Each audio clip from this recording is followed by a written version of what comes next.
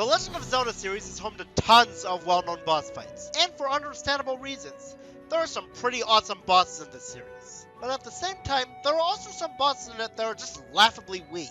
Definitely enough for me to make a top 10 of them, that's for sure. And so that is what I'm doing right now. Now before we start, I want to make a couple things clear. They can't be bosses that are only easy if you beat them using a certain method, so that means no Majora's Wrath or Twilight Princess Ganondorf. And I don't care if some of these are mini-bosses. I still count them as bosses, like it or not. So I hope you're ready to laugh at how pathetically easy these 10 bosses are.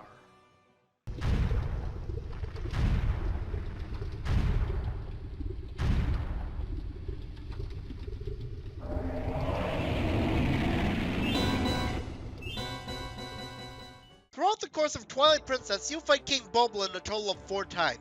The first time you fight him can be pretty annoying because even though he doesn't take long to beat, all he has to do to win is just knock you off the bridge. The second fight, same deal, except now he takes a bit longer to beat than the first time. But even though his riding skills are nothing to underestimate, his actual combat skills on the ground might just make you question his position as king. Because in the third and fourth fights with him, he fights using his axe, except he swings it at the speed of a sloth, making it easy to dodge. And even if he does somehow manage to hit you, his attacks take 3 hearts, which may sound like a lot, but by this point you should have more than enough hearts to survive a hit or two, and in addition to that, you can even beat him in less than a minute. But even funnier is the fourth fight with him. It's the same fight, except now you have more weapons, more abilities, more experience with the game, and more hearts, making it even easier to survive this battle. So yeah, this guy is pathetic.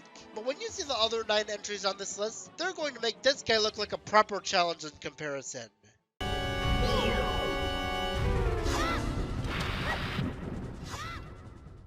It's no secret that the Imprisoned is one of everyone's least favorite parts of Skyward Sword, with how long and annoying these fights are and how you have to fight him 3 times. But ironically enough, the first fight with him is a pushover. Even though you're on a time limit to fight him, he walks up the hill very, very slowly, giving you a lot of time to beat him. So, how do you beat him? Well, by now, some of you probably know that you can beat him just by jumping on him from a higher platform and hitting the pillar repeatedly. But even if you aren't the kind of guy who wants to take the easy way out, the actual way to beat him isn't very hard either. All you have to do to beat him is destroy the toes to stun him, then drive the pillar into his head to cause damage, rinse and repeat 3 times and you win. The shockwaves that come out of his feet can be a problem, but his feet only create such shockwaves if he takes a step even slower than normal, giving you plenty of time to move out of the way. Even on the last hit where he can create shockwaves faster, you won't have to worry about it for much longer, and even if you somehow take a lot of damage in this fight, sometimes slicing at his toes will grant you hearts, which will heal any damage this overgrown avocado gave you. Well, unless you're playing on hero mode, but even then, that won't matter if you have the heart medal. While the other fights with this guy can be a huge pain,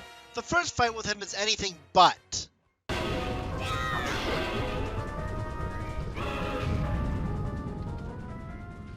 Zelda 2: The Adventure of Link is definitely my least favorite entry in the series.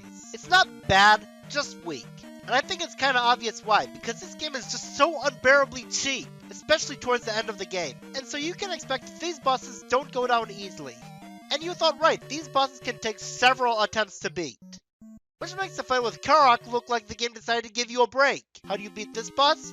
All you have to do is just cast a reflect spell and then hold down in his direction to reflect his attacks back at him. He can be a bit annoying when he teleports into you without warning, but that shouldn't be enough to kill you. If anything, there's even a possibility of him pushing you into a corner where you can beat him by just standing in the corner and holding down. Yeah, there isn't much effort required to beat this boss, but what keeps him from being much higher on the list is the fact that the game doesn't tell you how to beat him. So if you don't know his weakness, then yeah, this boss can definitely be trouble. But I luckily wasn't one of those people. I beat him on my first try really easily. And I can imagine that pretty much everyone who knew his weakness will say the same. Jabu Jabu's Belly is quite possibly one of the most annoying levels in Oracle of Ages, so you'd expect the boss of it to be annoying too. And you'd be right, but instead, it actually feels like a breath of fresh air. In order to beat Plasmar Marine, all you have to do is just wait until he shoots the energy ball, and then just use the switch hook to switch places with him and hit him with his own attack. And it's easier than you'd think since the energy ball moves at molasses speed.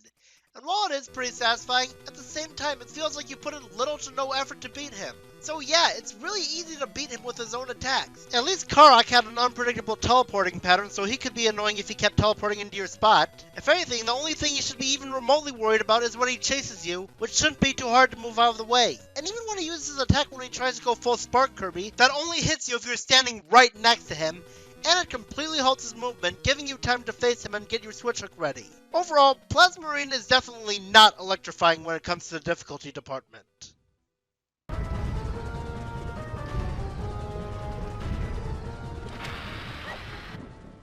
I guess it's only fitting that a boss from the original Zelda would be on here considering how old the game is. And what better choice to put at this spot than Dodongo? Unlike most Zelda bosses, which usually have some form of attack, all Dodongo does is just walk slowly around the room. Even Aquamentus, the first boss of the entire series, knew better than that, because at least he had some long-range attacks that could be a pain to dodge, but this boss, however, no!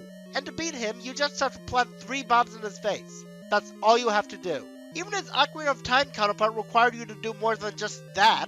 That's not even a solution that you need a guide in order to find like with Karak, since you should have a better idea of his weakness if you talk to the old man in the dungeon. But he's not higher on the list because you have a very limited supply of bombs, and back then you couldn't restock on items without having to leave the room and start the fight all over again. And when you fight 3 of them at once, they can actually be surprisingly annoying. But when you're only fighting 1 at a time, it's no wonder dinosaurs went extinct.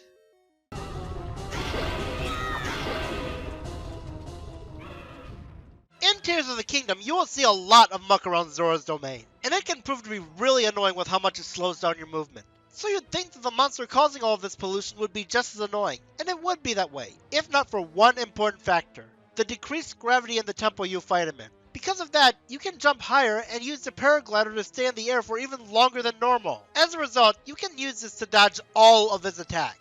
Even in the second half of the fight where he coats the arena in muck will barely make a difference because of just how much time you spend in the air. Just keep gliding over his attacks and hitting him whenever you have the chance, and you should have no trouble with him at all. The only reason I can see anyone struggling with this boss at all is if they ran out of weapons, which would only really happen if you didn't have many or if you hadn't gotten the hang of the new fusing weapons gimmick at the time. And I embarrassingly was one of those people who hadn't gotten the hang of it. But even when I hadn't gotten the hang of it and was just left running around looking for more weapons, it still took this boss a long time to kill me, probably like at least a half hour. I'm not kidding. Needless to say that once you do learn the fusing weapons gimmick, you should be able to completely own this boss.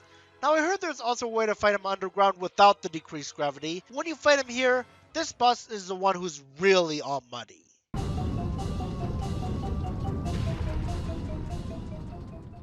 The first Gecko fight from Majora's Mask is, even for one of the first bosses in the game, so embarrassingly easy that it's laughable.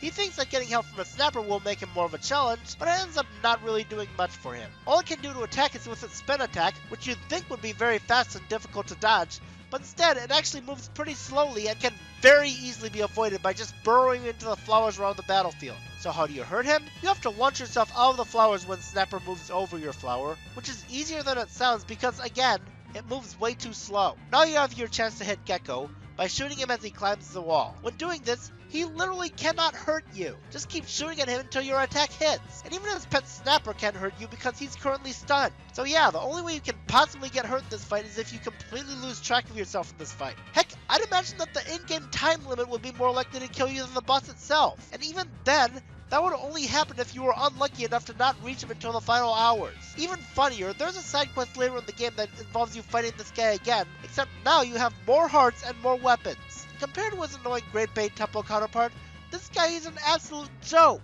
Hard to believe we're not even in the top 3 yet. Ocarina of Time's bosses can be pretty challenging, and even some of its mini bosses don't go down easily. Keep in mind I said some of them. There are of course some exceptions, like when they have you fight Selphos for the millionth time, and in the Ice Dungeon where you fight a mini-boss that is just a normal enemy. Albeit a normal enemy that's slightly harder to beat than most normal enemies, but still a normal enemy regardless. White Wolfos does not take long to beat. While he does guard against your attacks, which is why I said he's harder than most enemies, he can still be beaten in not even half a minute. All you have to do to hurt him is just wait until he attacks, and then hit him. Do that twice and he's dead. And you can even kill him in one hit with the jump strike. What a boss. I didn't think that Nintendo would actually make a boss, or even a mini-boss, take this short a time to kill. Well, guess I was dead wrong. If the fight was against a group of White Wolfos, then I would at least understand making this a mini-boss, but even though wolves tend to travel in packs, this one clearly didn't get the memo.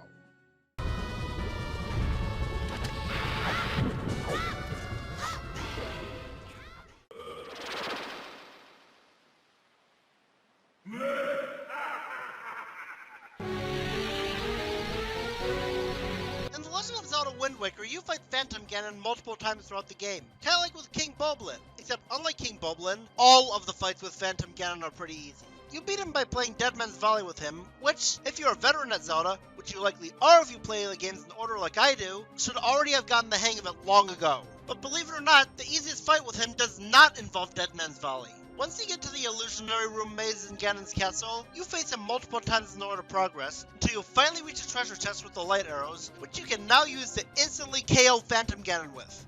Yep, one shot. That's all it takes to beat him. It's not even a shortcut like with the whole Death of Boomerang trick in Link's Awakening. This is actually how the game intends on having you beat him this time. This is literally one of the last bosses in the game, and it's a one-hit KO boss fight. Ganondorf really needs to up his game if he thinks that a minion like that is enough to halt our progress.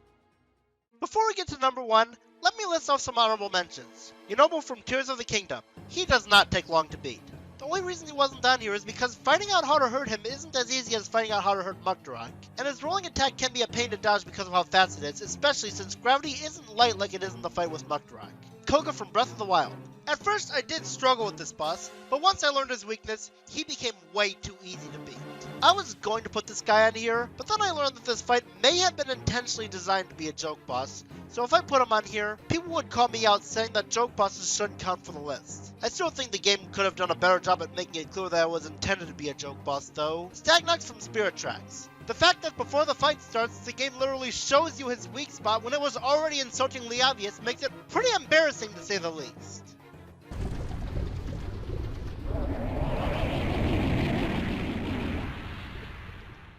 Four Swords Adventures has a lot of difficult puzzles, but the bosses, not so much. Why? Because of how often the game just hands you fairies. They are basically your life count, except instead of making you start the fight all over again if you die, it just revives you and lets you pick up from where you left off.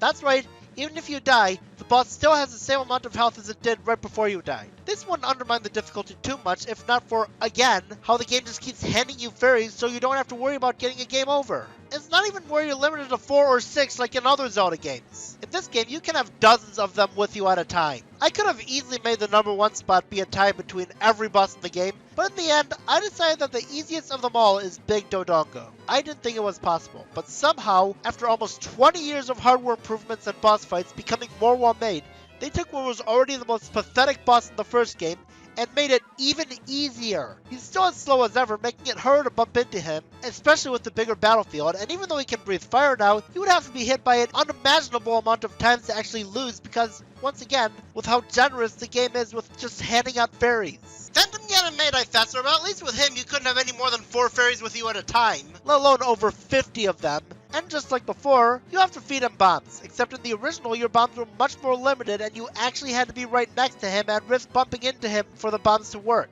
Here, you don't have to worry about running out since you have infinite bombs and you can simply just throw them into his mouth. You may actually have to wait for him to open his mouth this time, but he gives you an awfully long amount of time to actually hit him with the bombs, so he's still pathetic. I'm not even mad, it's just so laughable how much this boss fails at being a challenge.